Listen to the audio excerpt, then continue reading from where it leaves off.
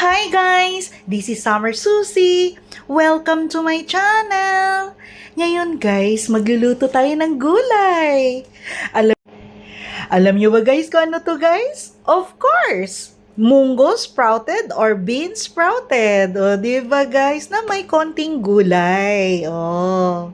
Madali lang to guys sa lutuin guys. So, kailangan natin guys, instead na pork, maglalagay ako ng minced chicken. Fresh chicken po ito guys, na mince. And then, maglalagay ako guys ng sayote. Hiniwa ko siya guys ng ganito. Yan, pahaba. Tapos of course, carrots. Ganyan, pahaba din. Tapos, ito ding bell pepper. Ayan, pahaba rin. Konti lang pang pa-green. Tapos, of course, guys, kailangan na rin, guys, ng bawang, ginger, sibuyas. Tapos, guys, maglalagay ako ng beef cubes. Tapos, kung kulang ang lasa, guys, maglalagay tayo ng magic sarap. And then, guys, kailangan natin, guys, ng fish patis kung kulang pa ng pampaalat. At saka, pampatamis konti, oyster sauce. And, of course, guys, yung ating main ingredients, ang beans sprouted. O, diba? Tapos, maglalagay ko, guys, ng konting oil. Ayan, isang kutsara.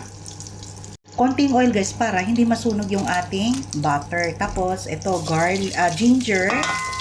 Ayan. And then, garlic.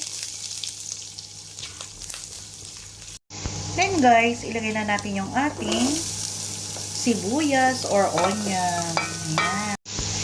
Ayan guys, translucent na yung ating onion at ang bango-bango talaga guys kapag merong butter. So ilalagay ko na guys yung ating minced chicken. Ayan.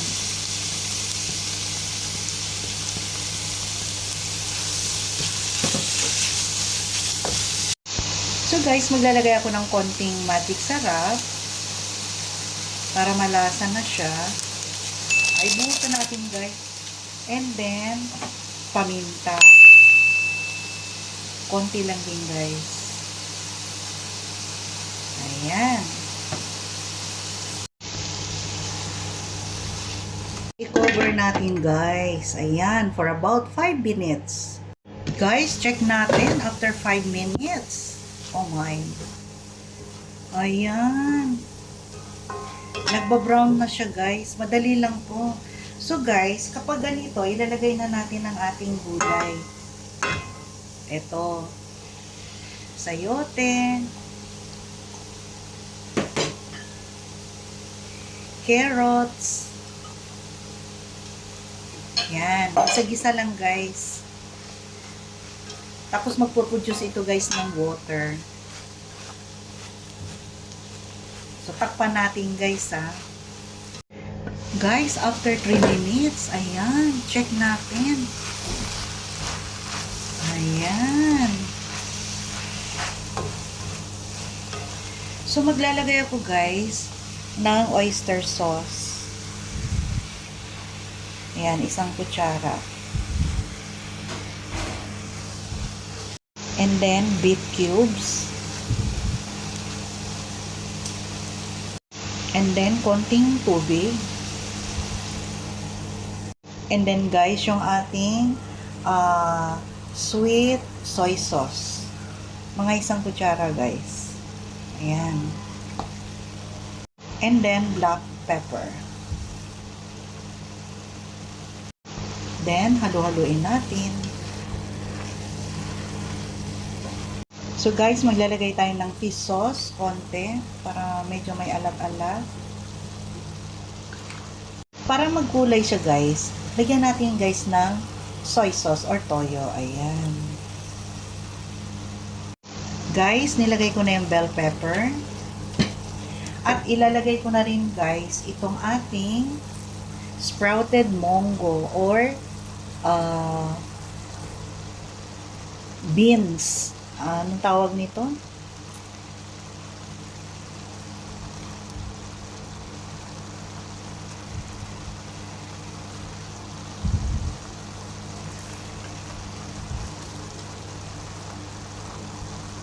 Then, takpan natin, guys.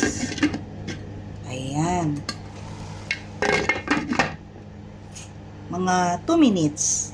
Check natin guys, after 2 minutes. Ayan.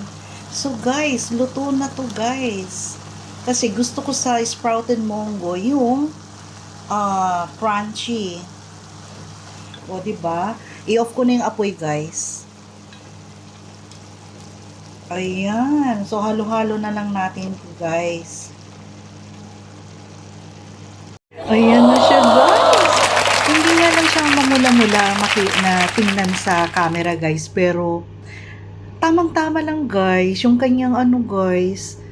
Ayan. So, very crunchy yung guys, yung ating sprouted munggo.